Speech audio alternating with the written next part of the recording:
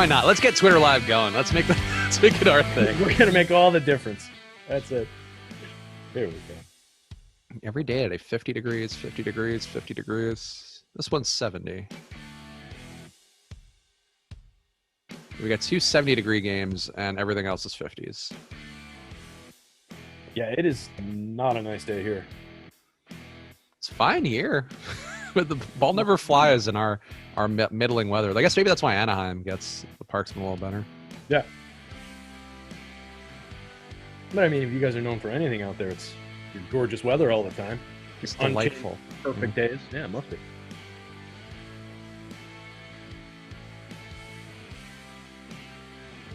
Cool.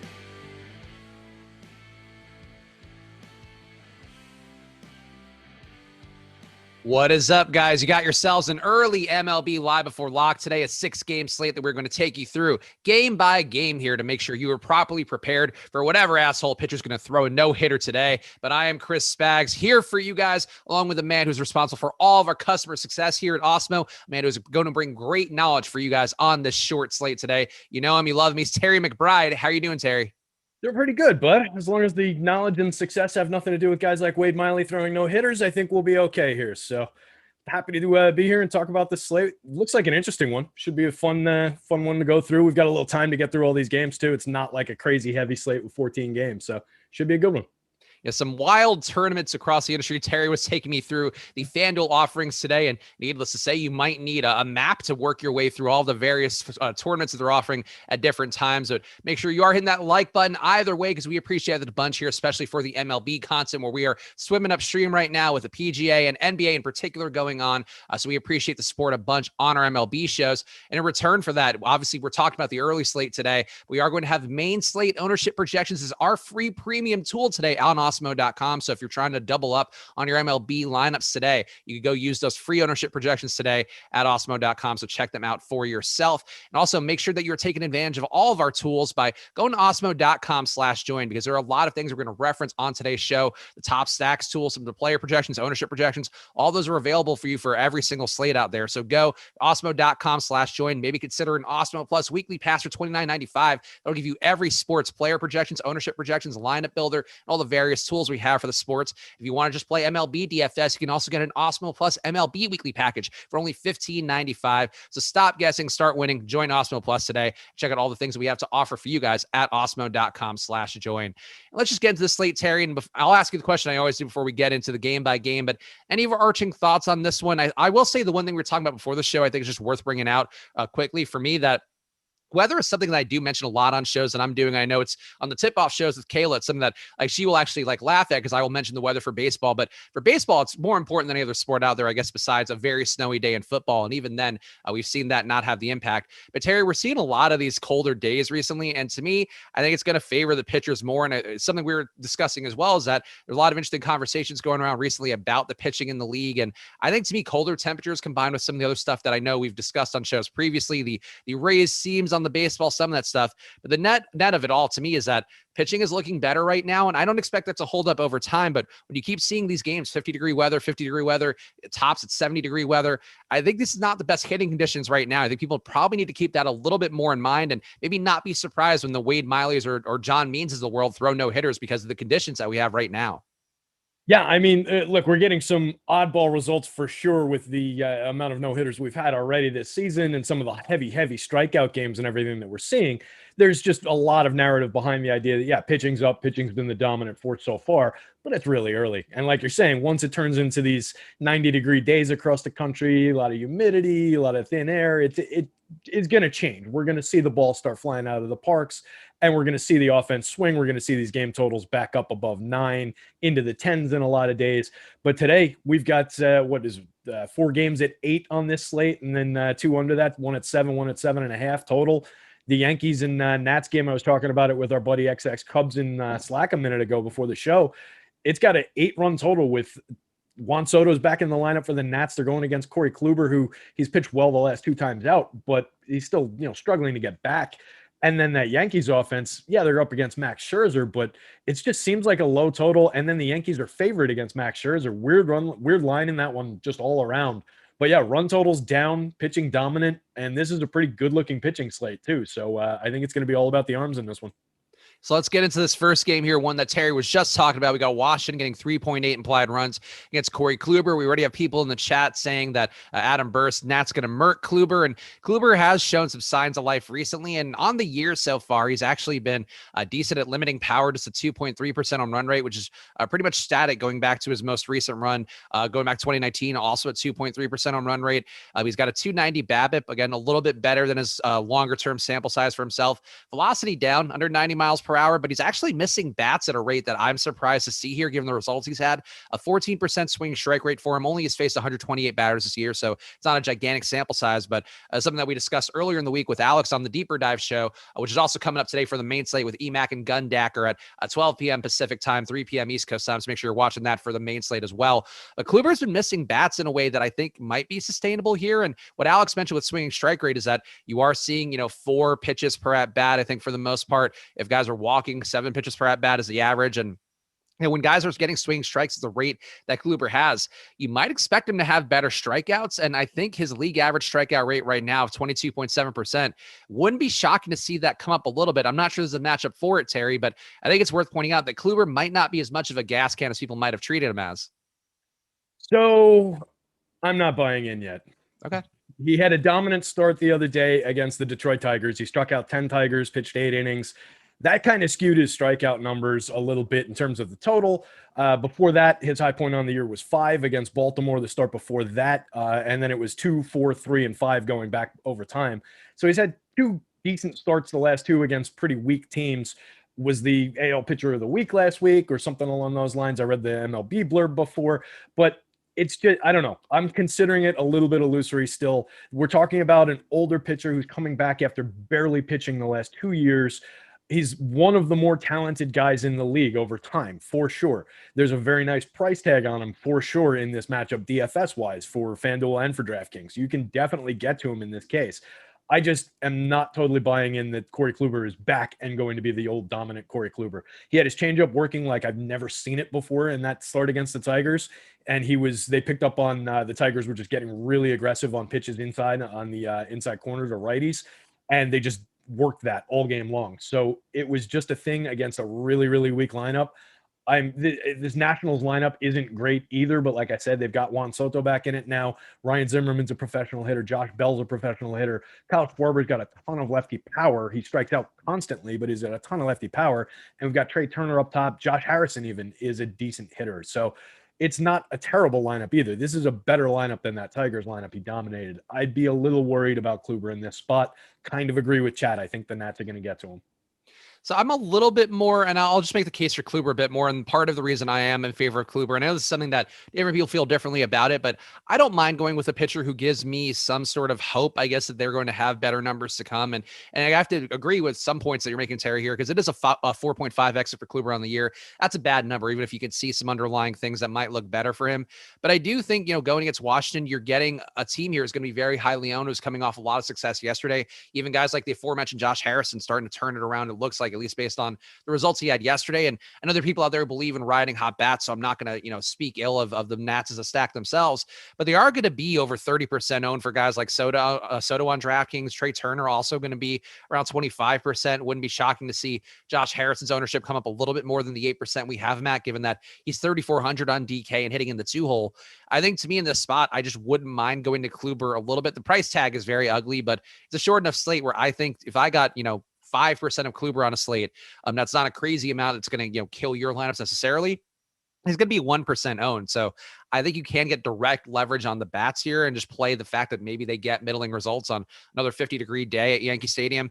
I think to me, that's what I'm seeing here, but I certainly get the apprehension of Kluber for sure.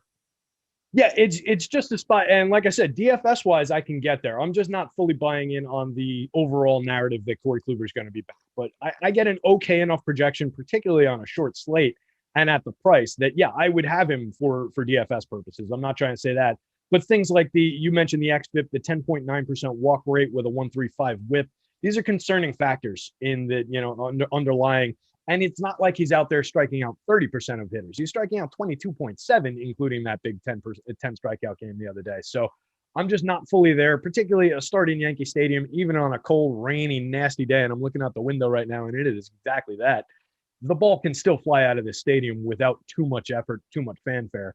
So I'd just be a little bit concerned about it. But yeah, DFS purposes, particularly when you're throwing them on that Draftkings slate where it looks like the Nats are going a lot more over-owned than they are, oddly, on the shorter Fanduel slate, then yeah, I think you can definitely play it that way and attack. I typically like to do that the other way around, where I'm throwing bats at a highly owned pitcher rather than a pitcher at highly owned bats. But I think it does make sense, particularly on a shorter slate. So we also have the bats on the Washington side. People in the chat already talking about Josh Harrison and how he's literally on fire. And I just need to point this out real fast, because I think sometimes people see a guy hitting well in the last few games ago, oh, this guy's been mashing. He's actually been terrible versus righties over the last couple seasons. Since 2019, has had a .097 ISO against righties. He's done a better job against lefties. And just because the guy is starting to show signs of turning around, and I think the numbers are starting to bear out for Harrison that he is turning around a little bit. He only has a 5% barreled ball rate over the last season and change. Like, he has not been making hard contact. So I think it's important to sort of, make sure you're looking at the overall picture rather than just the guy's recent results. I think for MLB in particular, just want to point that out here. Nothing wrong with having that take in chat, but very important to sort of know the importance of a longer term sample size and guys regressing to the mean, because people always, I think, want to ride the wave.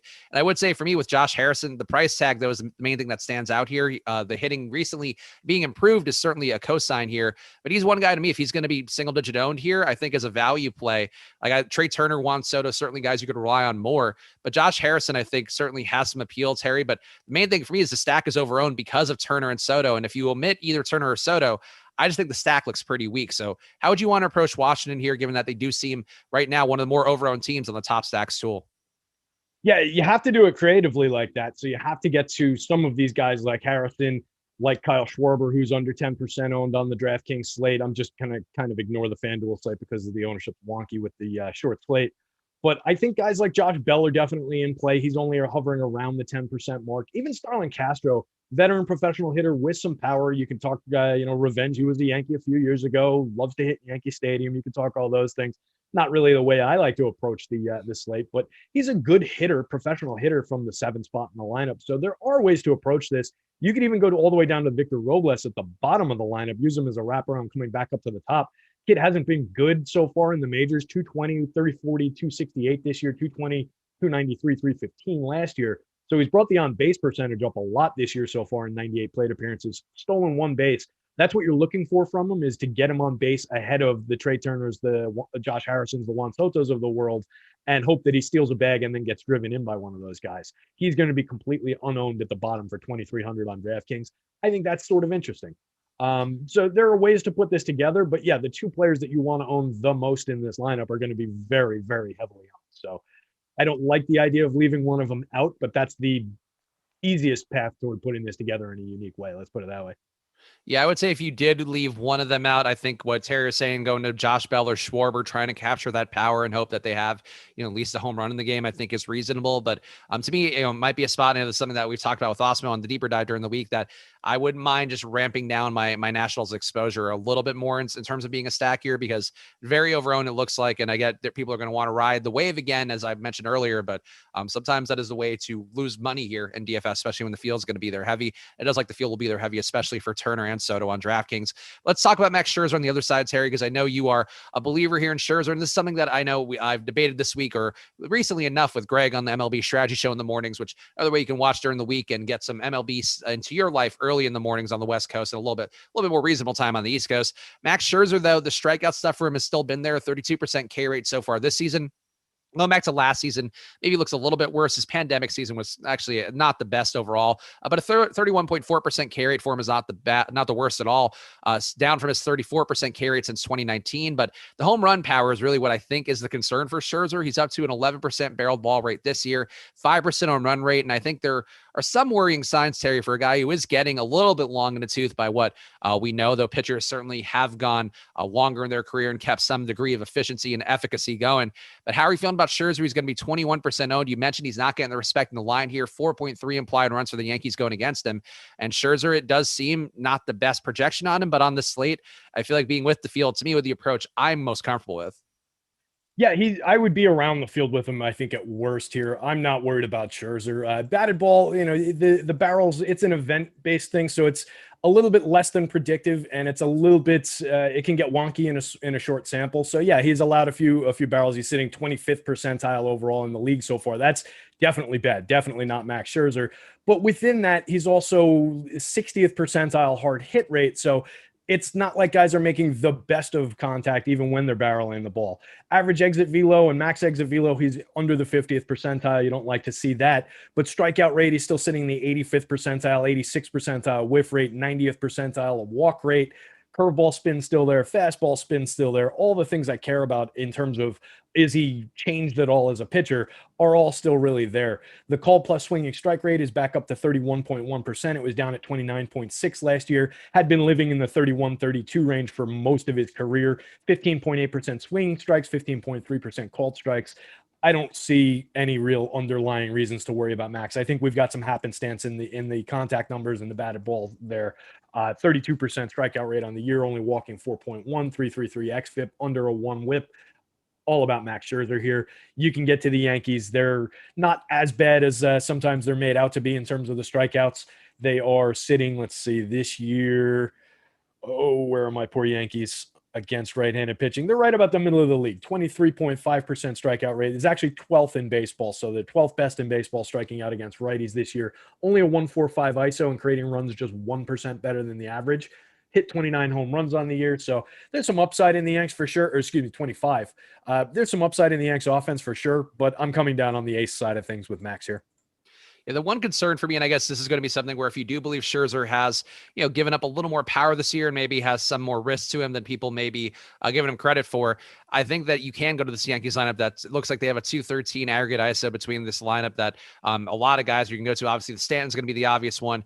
The thing that jumps out for me, the Yankees, that they just look under-owned on DraftKings, 8% chance of being a top stack, 5% ownership. And that's probably also informing my process where, yeah, I'll get my 20% Scherzer on the slate, but I do think that going to the Yankees here just to try to capture in case Scherzer is worse than we might be thinking, and maybe people are holding those priors of him being, a stud pitcher would go out and pitch you 7 innings a start and then would not, and even if he gets dinged up, but still give you 10 strikeouts and would sort of get there. If he's not that same guy here, or at least just offers up the power part, I think the Yankees are in play in a strong way where nobody over 10% ownership does stand out to be in a meaningful way, Terry. And I think they might be one of my preferred stacks on the slate. Yeah, look, I'm a Yankees fan. I'm always willing to get to my guys here. On the Fanduel slate, I was using them when I built my placeholder lineup, but seeing the ownership that's on them over there, where they're up above 20 on that short, little wonky 3-gamer, is concerning. But I think I built it in an interesting enough way because it's got guys like Clint Frazier in it today, who's only 2.5% owned on that slate. But yeah, on the much more important and logical DraftKings slate, I think it makes sense to go there, particularly if you don't believe in Max, or you get him, kind of a couple pegs down the board in terms of how the pitchers stack up. So it makes sense to attack him, but I am concerned. This lineup has Brett Gardner hitting 5th, Clint Frazier hitting 6th, Mike Ford hitting 7th, Kyle Higashioka hitting 8th, and Tyler Wade hitting 9th. So we're really talking about a 4-man stack here up top with LeMahieu, Stanton, Judge, and Torres. Torres has been struggling on the year, 234, 336, 279 with his 0.045 ISO so far, no home runs famously. Gardner's hit no home runs so far this year. The lefty, more of a slap hitter speed guy for his career, but we've seen him go over 20 home runs in the past. Mike Ford's got power down the bottom. We've seen Higashioka flash some, but these are not the 27 Yankees coming up against Scherzer here either. So it's a tricky spot. Even Judge has been struggling pretty immensely, particularly over the last 20 or so at bats. So I think he's 1 for his last 20 and 12 strikeouts in that stretch. The Post was complaining about him, asking what's wrong with Aaron Judge. What's wrong with the guy who's creating runs 35% better than average? I don't know, New York Post. What is wrong with him? Sometimes we all have our down days, I'm sure. And poor Aaron Judge, he needs that pick me up more than ever. So play him at 6% ownership, and maybe you'll get him on the upswing. Got to give him that motivation. He needs to be the best version of himself. Let's keep going through here. We got 6 games on the slate, 5 more to go. So hit that like button, guys. We appreciate it a bunch. This one certainly went a little bit longer because I think there was a bit more to unpack. But we got Colorado 3.2 implied runs against Carlos Martinez here.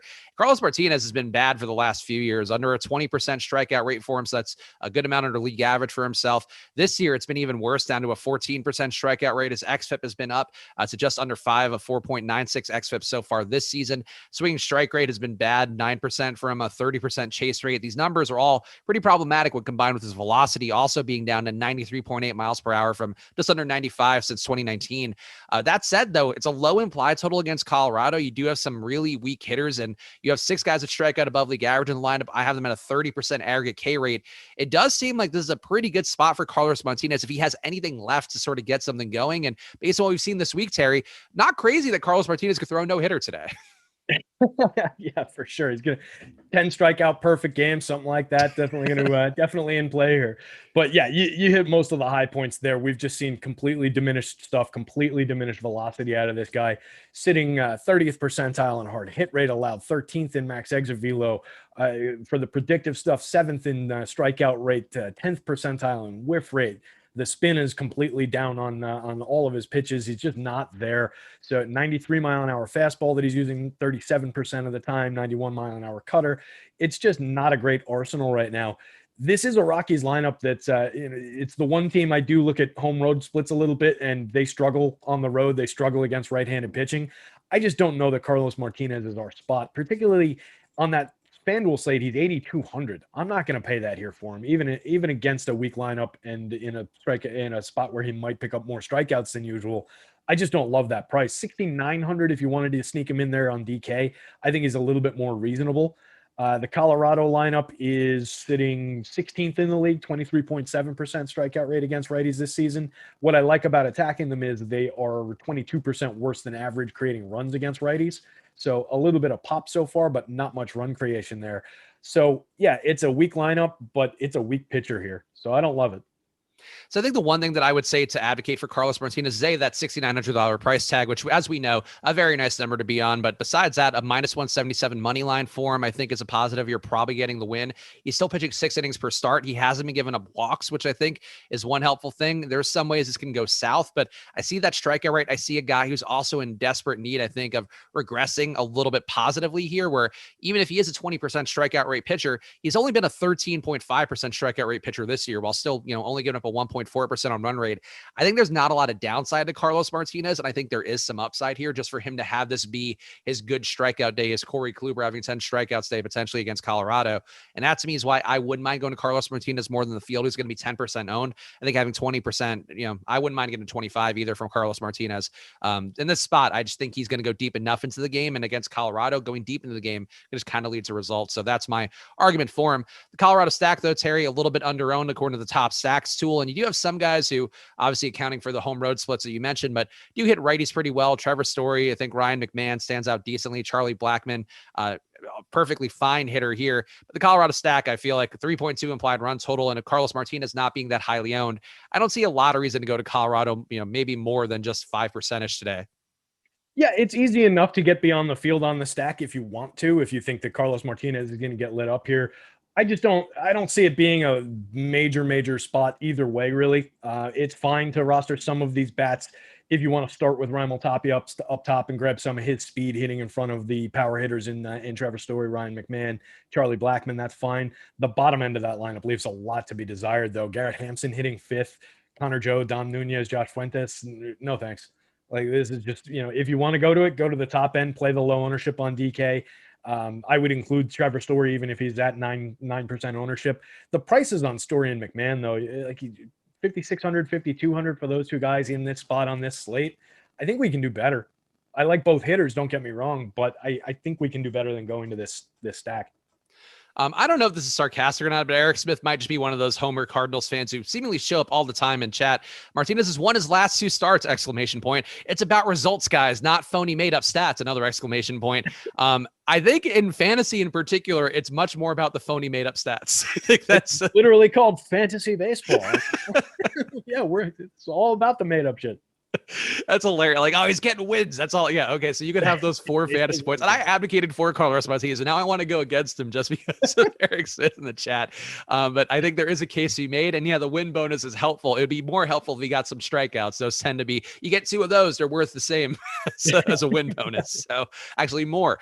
So keep that in mind for your prognostication. On the other side, we got Chichi Gonzalez going against St. Louis. And Chichi has been a very bad pitcher for the most part, but much like a lot of pitchers in Coors, does sort of cobble together mediocre results for the most part, despite the adverse conditions. He's going into what should be a park upgrade for the most part, a 50-degree day at St. Louis. And Chichi does keep the ball down pretty well, only a 30% fly ball rate for himself. He doesn't miss bats at all. Chichi, I would say, Terry, not in play for me all at a pitcher. And I'm like terrified to say that now because clearly everybody should be in play based on what we've seen recently. But at his price tag, maybe he fits in one lineup, but I just don't have the faith in Chichi being the most usable. Yeah, it's funny you mentioned that. Usually I'll cut a handful of pitchers out of my pitching pool. And on that huge slate last night, I just got to the list and the list was just way too long. I was like, I can't really cut this guy. He might go out there and put up a good start. I have no problem taking Chichi Gonzalez out of the pool today. He is not a pitcher I think I've ever used in DFS for any reason. And I don't think that's going to start today. 6.7% swinging strike rate on the year, actually down from his 7.2 last year, 8.4 the year before that. So he seems to be getting worse. His called strikes are up a little bit, which I guess is good for a soft tosser who works around the plate, but just not a pitcher I like at all. 5,800, 5,500 on the price tag does not do anything for me, even at low ownership. I think this Cards lineup can get to him. I don't know that it's going to be a major spot for Cardinals upside. Like I'm not getting huge home run marks for them because like you said, his one discernible skill is maybe keeping the ball in the park. So he's taking the top off a little bit of the power. It's kicking them down from where I would expect them to be above average against a pitcher like this. They're more in the average range, but I could see definitely one of those 5-6 run games, a few doubles, just, guys circling the bases all day. So maybe not the biggest upside spot in the world, but I would definitely prefer the Cardinals stack side of this one. I like hitters like Tommy Edman, Dylan Carlson, Paul Goldschmidt, Nolan Arenado, pretty obvious names. But I can get all the way down to Paul DeJong and Tyler O'Neill down at the bottom of that one. Some sneaky power. O'Neill, one of the 3 outcome hitter types with he's either going to strike out, walk, or hit you a home run. I think the one thing I would say for St. Louis is that, this is one of the better implied totals, which is going to be, I think, a testament to how not great the hitting is going to be on the slate, but a 4.4 implied run total for St. Louis today. They're going to be very overowned as a stack on DraftKings. It might be different on Fanduel, but 18% ownership expected for them compared to 11% probability to be a top stack. And in particular, looking at 25% ownership for Edman, for Dylan Carlson, for Nolan Arenado as well. You're going to have 20% ownership expected for Andrew Knizner as well at the bottom of the order. I would not want to play St. Louis today. And this has burned me in the past because I find the Cardinals to be an infuriating team, both in terms of their fandom, as we saw earlier in the show, and no disrespect to old Eric Smith, but I think they are a little irrational with their support of their team sometimes when you look at the numbers and how they, for the most part, are not the best hitting and playing in a park that also doesn't enable their hitting much better. But I do think the situation for them, they're just overowned to me in a very wild way where taking a one-off Paul Goldschmidt, I have no issue with that. Taking a one-off Tyler O'Neill and his big muscular arms will never have an issue with that either. But I feel like besides that, I really don't see why you would go to the Cardinals. They are, banking on an outcome here with the ownership where if you have 3 guys over 20% owned, I think that stack fails more often than not. And when we talked about Chichi as well, keeping the ball in, like it's a bad Colorado bullpen. There are some ways this could be wrong, but I just think taking St. Louis down a major peg, maybe only getting one-offs or mini stacks would be the way that I'd want to go here. So I don't disagree with you in terms of, how that stack looks as a whole, but looking into it, I think it's kind of interesting that you can get a Goldschmidt, DeJong, O'Neill, Bader stack from the, from 3, 5, 6, 7 with 2 of those guys under 10%, Goldschmidt coming in around 12 and DeJong the highest owned at 15. That's not egregiously bad ownership. It might be up a little higher in the most recent update, but that's not terrible for that group of hitters. And if you're talking about like we're swapping in DeJong and O'Neill and Bader for Edman, Carlson, and Arenado, sure, we're taking a big chunk out with Nolan Arenado, but you can't really tell me that DeJong, O'Neill, Bader is that much worse than Edman and Carlson up top at significantly higher ownership. So I'm willing to do that with this stack. If I want to get to Cardinals, that's probably how I would look at it. And then on DK, you can build in the 5th guy and you can put Arenado in there and swallow a little bit more ownership. I don't mind that, just going 3 through 7 and using those guys, the lower owned guys there. Leave Edman and Carlson off the top of it, leave Knizner out of the bottom of it, and just play the middle. I think it's playable. I agree with you on the overall ownership, though, in terms of the probability of success going to a super chalky stack. And within people who do stack this team, the numbers on those guys are going to be higher within that stack, if that makes sense. Like those individual numbers go up within teams that do stack that group. Yeah, no, I think that's a fair way to look at it too. And I think to me, the main thing is just, whatever if you want to play the Cardinals, just make sure you're trying to get that ownership product down a little bit, because if you do have Edman and Carlson in there, you're going to be with a lot of people in the field, I think. And that's something that would scare me, because those guys, I think, have a pretty high probability of not success, or even, just a middling day, even if they get there. These are guys with under league average home run rates who don't generate a whole lot of runs either. And those are the guys that, when they're chalk, for the most part, I think you would like to avoid if you can, or at least, get the ownership down. Let's do money time here real fast. I didn't put it on the run sheets. Hopefully Chris has the sound effect ready, but let's just do the top 5 owned plays on DraftKings and Fanduel. Most of these guys we haven't even talked about yet, but want to make sure we give it out, and make sure you hit that like button, guys. Obviously, we always have the ownership. There we go. We have the ownership projections available for you all, always at awesemo.com/join. But we'd like to give it back to you guys whenever I'm doing a show. So hit that like button. And of course, subscribe to the channel if you're new around here. We will always give you guys our best takes possible. Obviously, for MLB, it's a sport of variable outcomes, an event-based sport, but we're giving you the best reads we can here. And we appreciate you guys for being in the chat and watching live too. Top 5 on DraftKings. Number 1 owned play looks like Joe Musgrove at 47%. Number 2, Tyler Glasnow at 42%. Number 3, Max Kepler, 38%. Number 4, Juan Soto at 33%. And number 5, Jock Peterson at 28%. On FanDuel, we have Fernando Tatis, number 1 at 42%. Number 2, Nelson Cruz at 40%. Number 3, Josh Donaldson at 39%. Number 4 is Joe Musgrove at 37%. And number 5 is Max Kepler again at 36%. And I was hoping the Minnesota game would be next, but it's not. So we can't segue over to Max Kepler yet, but have no fear. We'll get there in a moment. Pittsburgh, we got next. 3.4 implied runs against Trevor Williams. And people, I think, at some points this year have bought in on Trevor Williams being a better pitcher than he was in Pittsburgh in particular. And now he's getting a revenge spot for himself. But I just don't see anything with Trevor Williams that I would trust here. He's given up a 300 batting average so far this year, 4% home run rate. The strikeout rate has been a little better. So he is now a league average strikeout pitcher for the year. So congrats to Trevor Williams for hitting 23%. Going back to 2019, a 19% K rate. Trevor Williams, again, given what we know of baseball recently, if you want to play Trevor Williams, I'm not going to tell you not to, but I color code my sheet. I am seeing all red and orange and dark yellows for Trevor Williams, and those are the bad numbers for pitchers. I don't want to be on Trevor Williams very much today if the field's going to be on him 20%. Yeah, and taking the opposite view on StatCast, he's in the blue on everything, and the blue is the bad end on StatCast. So he's bottom 5th percentile hard hit rate, bottom 2nd percentile max exit velo. He's getting hit hard. He's just managed to dance in and out of it, I guess. 23% strikeout rate on the year, 4.22 xFIP, not bad. 1.74 whip, though, is ugly. An 11.1% walk rate. I'm getting a good projection on him, oddly, which I don't really buy into. This Pittsburgh team, not the worst in terms of avoiding the strikeouts. Second in the league so far this year against righties, 20.8% strikeout rate.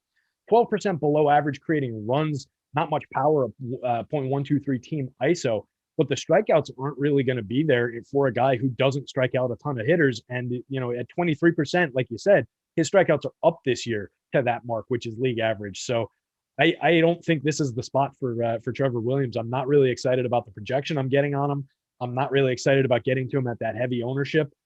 I think that if you wanted to argue that maybe this is a good spot to throw some Pirates bats at a heavily owned pitcher, this could be a guy to do it with. And the Pirates are super cheap. So you can definitely take a look at that. On DK, they're not really getting owned. On FanDuel, they're getting owned a little bit more. But I think it could be a interesting way to attack this slate if Trevor Williams is going off at that kind of ownership. 6,700 on FanDuel, 6,300 on DK. The price is right for sure to use him, which contributes to why people are getting there, I think. But I don't love the matchup. I don't love the profile of the pitcher at all. Yeah, I would rather go to Carlos Martinez, who we talked about, who's at least pitching deeper into games. Trevor Williams only pitching 4.5 innings per start this year. And again, not getting great results either. So I don't have the confidence in Williams being that guy for people who are apparently playing him more than I would like to. And that's, to me, is the main thing here. He's going to be being played a good amount. It's not like he's a sneaky play. He's going against a crappy Pittsburgh team, but he's not really pitching deep enough into games where a guy who doesn't get good strikeouts going against a crappy team, you can make that case if he's going to be pitching 6 innings or so, maybe upwards of 7 innings. I think you could sort of then get there because he's going to get the the congregation of outs that accumulate. But that to me is not Trevor Williams today. So he'd be one guy I would come under on.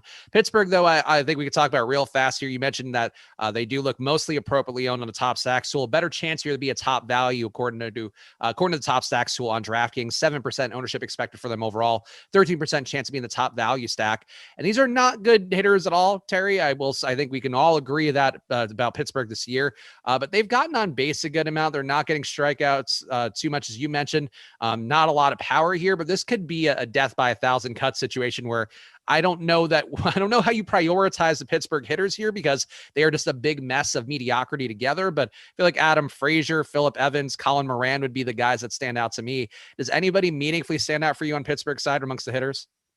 It would probably be Moran, just in the middle of there. He's the one power bat in this lineup today. I usually like getting to Brian Reynolds, but it doesn't look like he's going to be in the lineup today, so you leave that one out.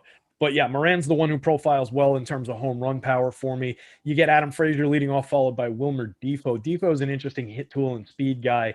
That's kind of a weird spot for him to be hitting in.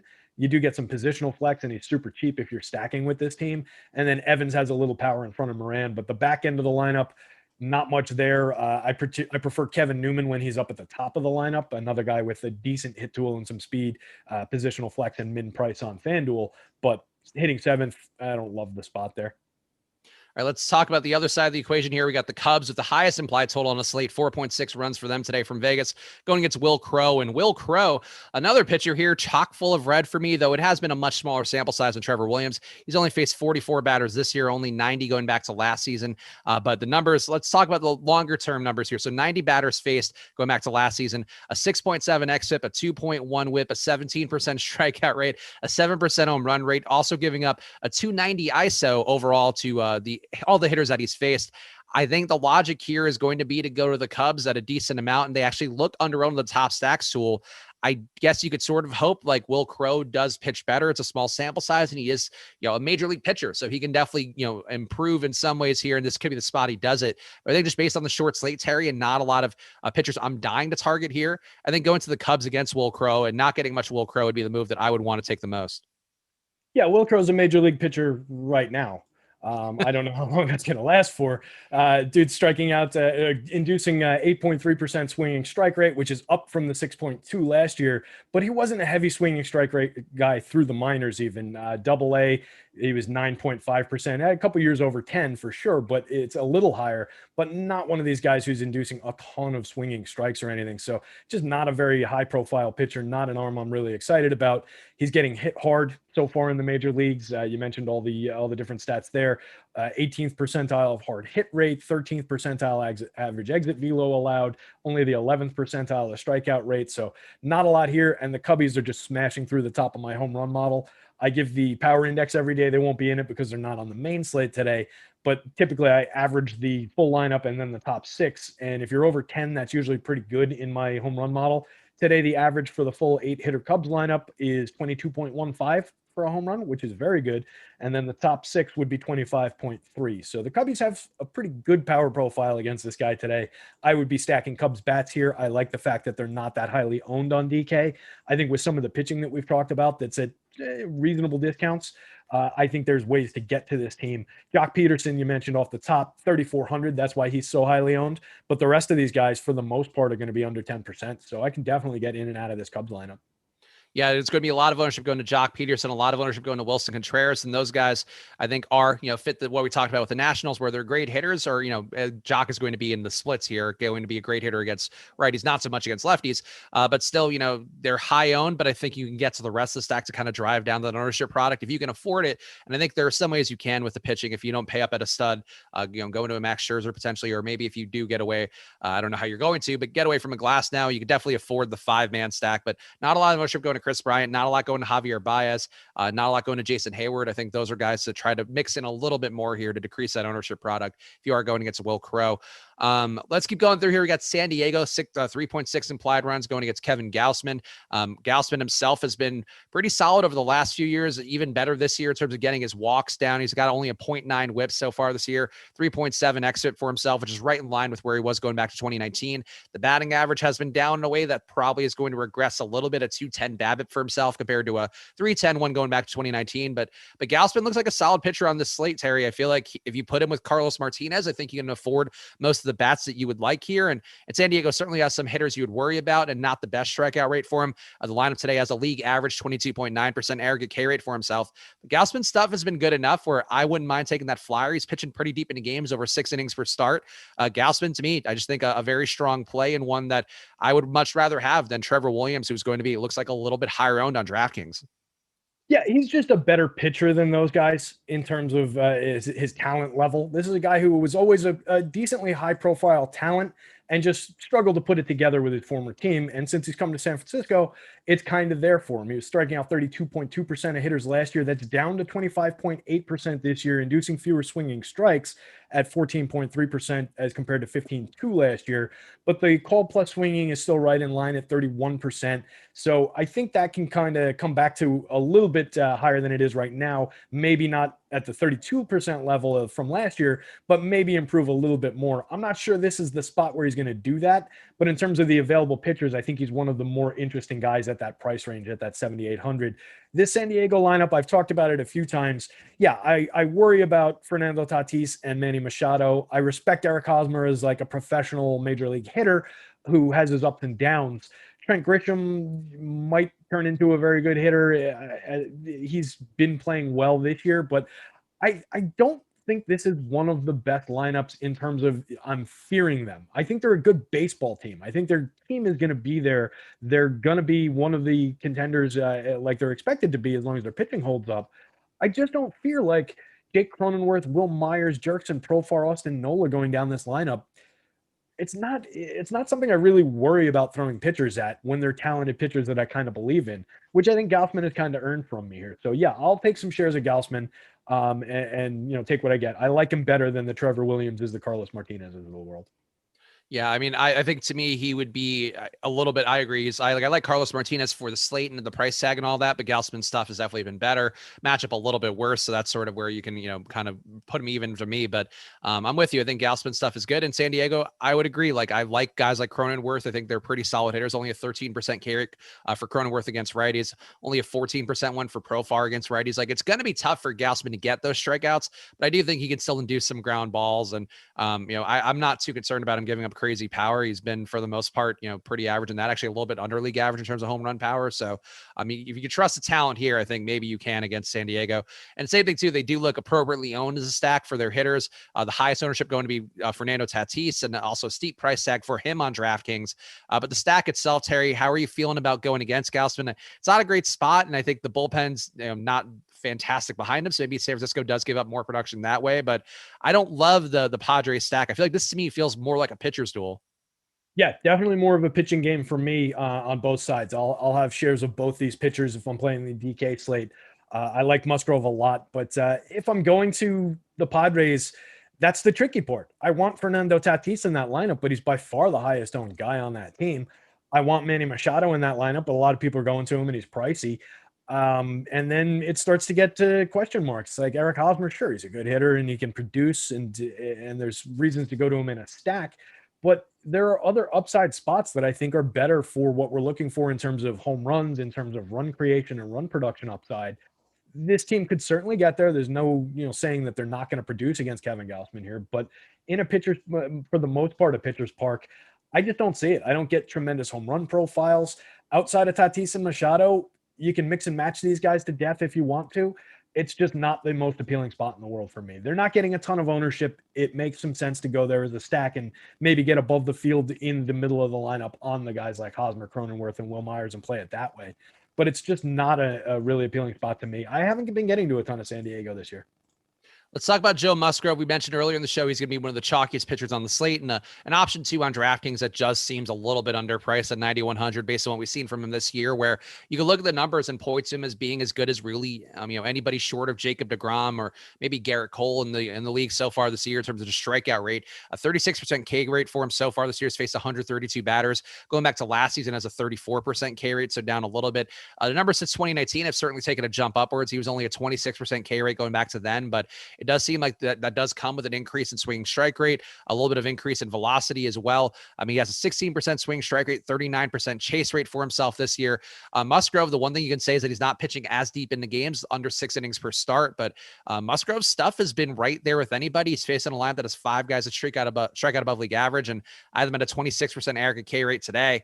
I like the spot for Musgrove, and I think the price tag too, the fact that he's not 9,900 or even 10K, I think you could make that case that he should be as another guy in the no-hitters club for the year. But I think Musgrove is one of the best pitching options on the slate, Terry, and it's just a matter of price point. I think pairing him with Martinez or Gausman, to me, would be the approach that I find the most appealing, because you could pretty much afford the vast majority of the expensive bats if you get him in. Yeah, definitely. Probably the top pitcher on in terms of my projections here. Let me scroll over and make sure that's accurate. No, excuse me. I get Glass now ahead of him here, but one of the top pitchers on the board in terms of my projections here. Love what he's done this year. Love how he's changed his pitch profile over the course of the last 2 years. Let's call it. Went up to 33.1% strikeouts last year, 35.6 this year, 5.3% walks, 0.74 WHIP, keeping guys off base. Love everything about the pitcher. I think it's a very strong spot for him. The Giants are not the greatest strikeout matchup in the world, but I'm a believer in his ability and his talent to overcome that. He's throwing a tremendous amount of spin on everything this year. He's taken up his spin on his slider and his cutter to even more dramatic rates, which just creates a nice effect for the rest of his arsenal. Just tons to love about the pitcher. And so far this year, I mentioned the Giants have been good back over the past few seasons limiting strikeouts, but so far this year, 28.1% strikeout rate against righties puts them 3rd worst in the league. So they've been struggling in that department unexpectedly this year. Hitting for a decent amount of power, 177 ISO is one of the better marks against righty pitching so far this year, but not doing it with an immense amount of home runs. They're like middle of the league in home runs, so they've hit some doubles. They've driven the ball pretty well, but the strikeouts are there in terms of what they've done so far this year. So it's an interesting matchup for him here. I think he could have sneaky strikeout upside. On the Giants stack, also going to be, it looks like, significantly underowned here, though only a 4.5% chance of being a top stack today. And as Terry was talking about with some of the numbers for the Giants on the year, kind of surprising because they do have some power hitters, but only a 97 WRC plus versus right-hand pitching. So they are a little bit under league average in terms of producing and creating runs. And I think against Musgrove and a pretty good bullpen, that gives me concern. I wouldn't mind taking one-offs here, Terry. I think Mike Yastrzemski jumps out with the 255 ISO that he brings. This Park also been playing better for power over the last season and changed. I think some of the dimensions been changed around there. Buster Posey also been hitting very well this year and has always been a competent hitter, but the price tag for him, I think, looks decent enough to get. Actually, no, it's a little bit higher than you want to see. I was looking at Brandon Belt's number, but Buster Posey, I think 370 ISO for him this year is a really gaudy number, and I don't know that he can keep that up necessarily, but certainly a competent hitter who can maybe be a surprising contrarian play at catcher. And Brandon Belt, I think, looks okay, but this is sort of me making these cases for guys just to sort of, I think there's a chance here they could go off, Terry, but not the highest confidence level for me. How confident are you feeling on the Giants getting production here on the day with only 3.4 implied runs for themselves?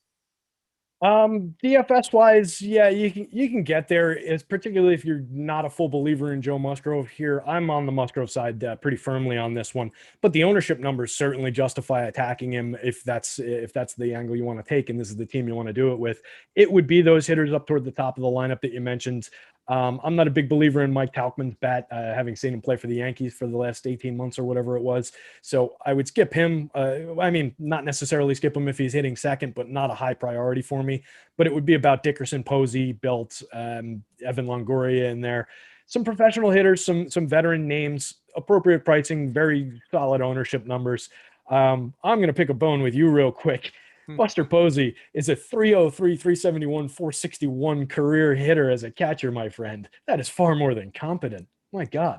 Well, no, but the Possibility. numbers were down over the last Confident? few years, but he took that year off, and then now he's like been hitting it like a monster. I mean, have you seen his numbers for this year so far? Like a 370 ISO with 232 WRC plus, a 10% home run rate. Like he must have been just free basing PEDs that time off. But he's always been confident. But I would say like him being a 370 ISO guy was never really in the cards. You're saying that an older, aging former superstar player in San Francisco might be finding his way to the PED store? Oh, I know it's unparalleled. You never heard of such a thing in the past, but it's funny. Like I feel like whenever you see one of these guys having these late renaissances, like I'm sure maybe he's riding the Peloton harder. He's been doing some yoga. I don't know, but boy, it's really a lot of these guys jumping out for their numbers, increasing in a major way down the home stretch. Kudos to Buster Posey, however he's getting it done. Let's keep going through here, and guys, we have looks like about 350 people in the chat, only 64 likes. So help us out, hit that like button here, get us to a respectable 3 digits. And we appreciate it a bunch here, but obviously we're just guys here doing the channel here. And in return, though, I will try to give you guys something. Obviously, we gave out the top 5 owned plays on Draftkings at Fanduel earlier, but here's a compliment for you, a person watching this show right now. You are so smart and you're better than you realize at MLB DFS. And I'm confident that today you can win a tournament. So that is my give back to you, is my belief in you. So hit that like button now, get us to 100 likes, because we want some self-respect here on this YouTube channel. God damn it.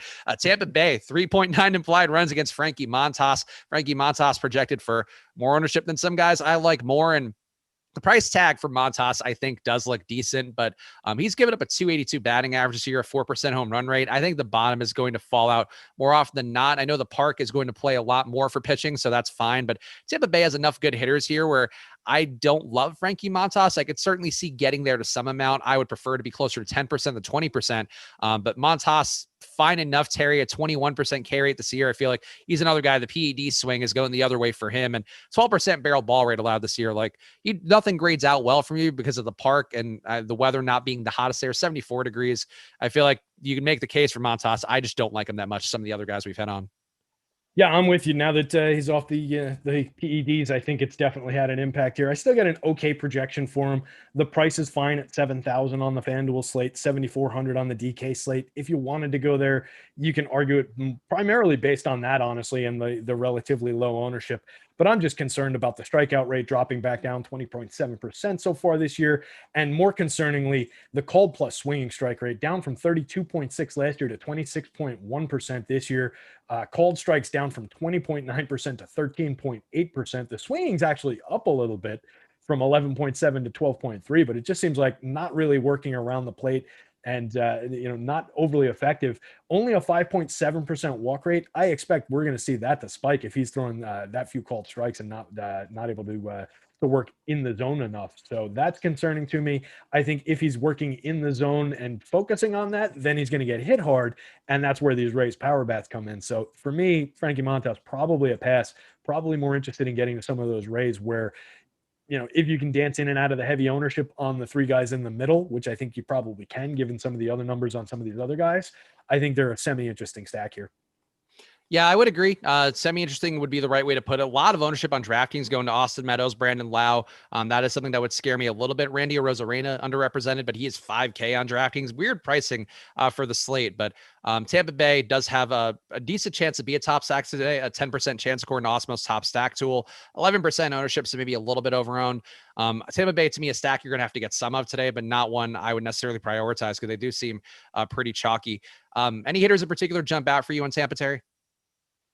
You mentioned Arozarena off the top at 5,000 on the DK slate, coming in well under 5% owned. That's a hitter that leaps out the top of the board to me.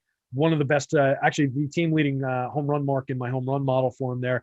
I would love to get to Austin Meadows, but the ownership is going to be there. Manny Margot is somewhat interesting, hitting third, under 15% ownership. I like that price at 3,000. So I can get to Manny. He's flashed a little bit of power, and he's another guy, post-hype prospect type guy. 3 home runs so far in the season, 4 stolen bases, which you like to see in his 110 plate appearances. The on base isn't there. The average isn't there. But if he's going to produce those counting stats in the middle of the lineup for cheap, he makes some sense. And then on the back end, I can always roster a Mike Zunino and hope for some flashy power upside on a slate where you're required to have a catcher if I'm going to Tampa stacks, not as a one.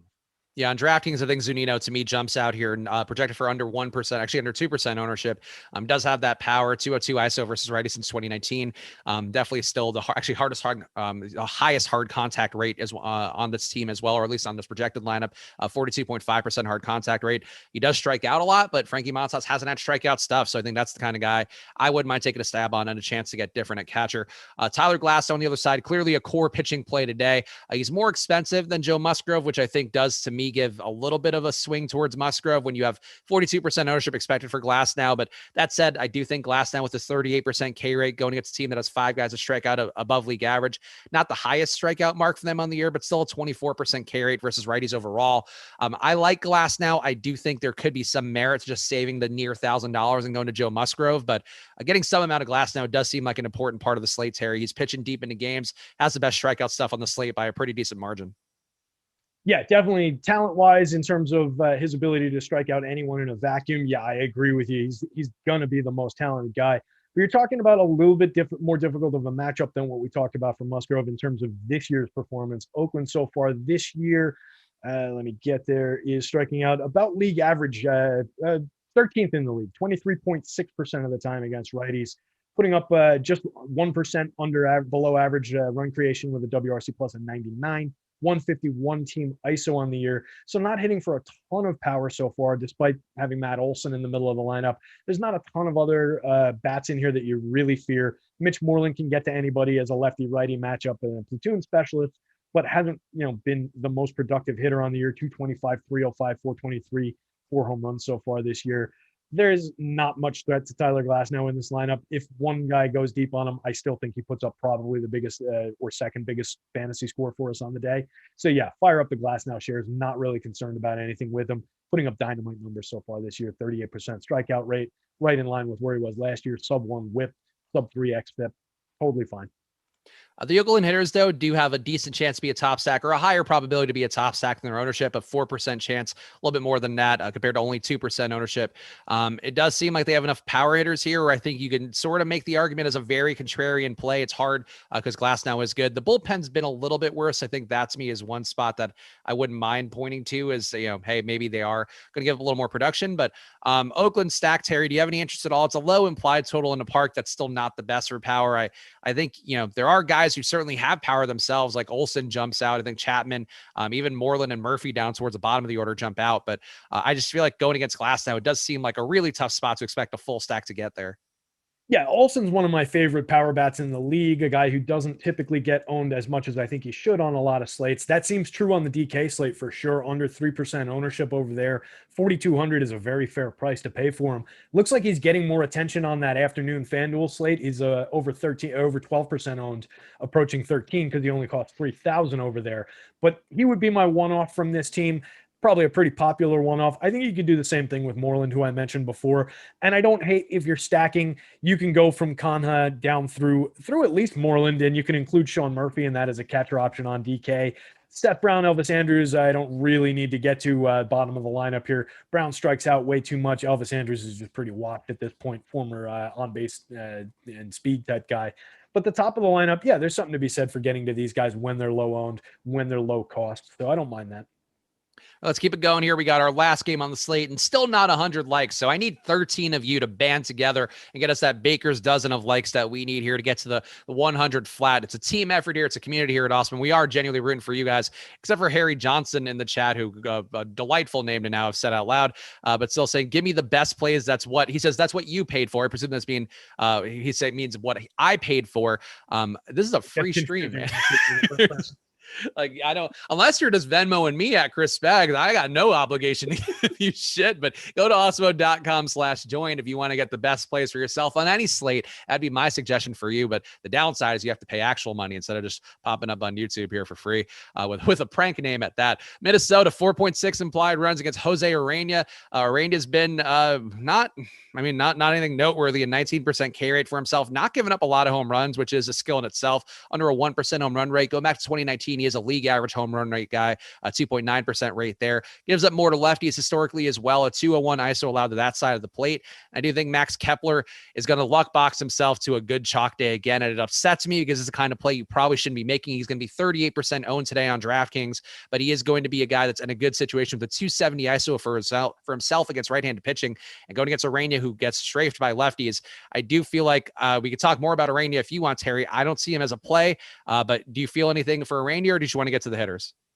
No, Urena has a 6.66, if you believe in the mark of the beast, steamer projection for his strikeout per 9. Yeah, not a heavy strikeout guy, 18.9% this year, 14.4% last year over 23 innings. Not much to see here. I greatly prefer the Twins lineup if we were looking at it in an ownership vacuum, but unfortunately we're not. They're massively owned. Between them and some of the other super chalk spots that we talked about, I think it could be an interesting approach to these short slates to just kind of box out the field by not playing those stacks and just going to all these other low-owned stacks as, you know, part of your portfolio. Maybe increase the exposures there, cut the exposures to the more heavily owned stacks, and just try and play the field against, you know, a couple specific spots, because this Twins ownership is through the roof. It's a great spot for them. Kepler, you know, very nice home run profile. Donaldson, Nelson Cruz. There's obvious names to go to in that lineup, but they're all owned. It's not even an easy one where you can, all right, if we use this guy, that guy, and that guy, we can dance around the ownership. It's just tough. Yeah, you got to load up on Kyle Garlick if you want to get different on the Twins, and that's the downside here is you are paying a premium here.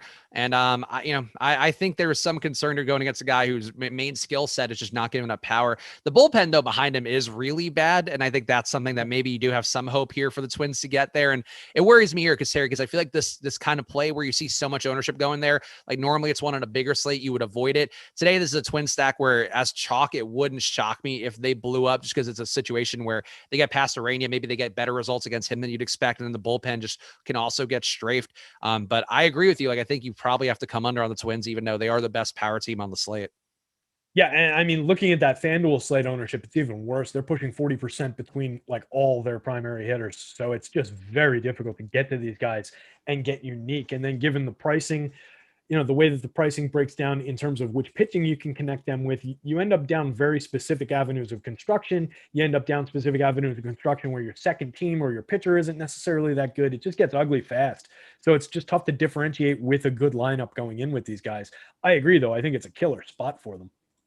Jose Barrios on the other side, going to be a guy who's shown some upticks in production this year from a fantasy perspective, where he's always been a decent pitcher in terms of the real life results that we talked about earlier. Guys like Carlos Martinez sometimes getting that don't show up and don't have a ton of value for fantasy in some days. But Jose Barrios this year, a 2.7 xFIP has been really good, but the 33% K rate is what matters for fantasy, that he's been striking guys out at a clip that does seem a little bit unsustainable. The swing strike rate's been up a bit, but his chase rate's actually been down from 35% since 2019 down to 30% this year. And it seems like he's being owned for the production this year, Terry, where I wouldn't have minded him, but he's going to be over 20% owned. It looks like, according to the Awesemo ownership projections, rather. I don't want to go heavy on Barrios. I still think Musgrove is the better play, but I do think Barrios is the most direct pivot. So I think if you're stacking the Giants, you go to Barrios. That to me seems logical. But besides that, I think I would just favor Musgrove. Yeah, I agree. I would favor Musgrove in that spot. For the FanDuel slate, Barrios comes in at 8,700 and only 16% ownership as of my last update. So he's a little bit more interesting there, where you're paying a little bit less, getting him a little bit lower owned than on that DK slate. At this point, I would roster basically anybody against this Tigers team, striking out a league worst 29.2% of the time against righties, creating runs 17% worse than average. They've hit with a little bit of pop, league average 154 ISO so far against right-handed pitching. 29 home runs puts them around the middle of the league, but just not a really respectable lineup. You have names in this lineup that, we all remember Miguel Cabrera from the days when he was a super duper star, but he costs 2,000 on the FanDuel slate. So, he's come down a long way. Johnny Scope is a guy who can hit for power, but he's also min-priced today. So these guys are just not the hitters that they once were. Wilson Ramos, you throw them in that same bucket. And then there's a lot of like quad A type players in this lineup. So it's a lineup I think you can attack with the pitcher for sure. And then I don't see really much need to, unless you're just starving for salary savings, you can roll the Tigers, but not a ton of need to roll the Tigers back the other way against them. All right, the Detroit stacks here, you mentioned it real fast, 3.5 implied runs, but I guess they do seem to be a potential top value stack today with really not a lot of ownership expected for him.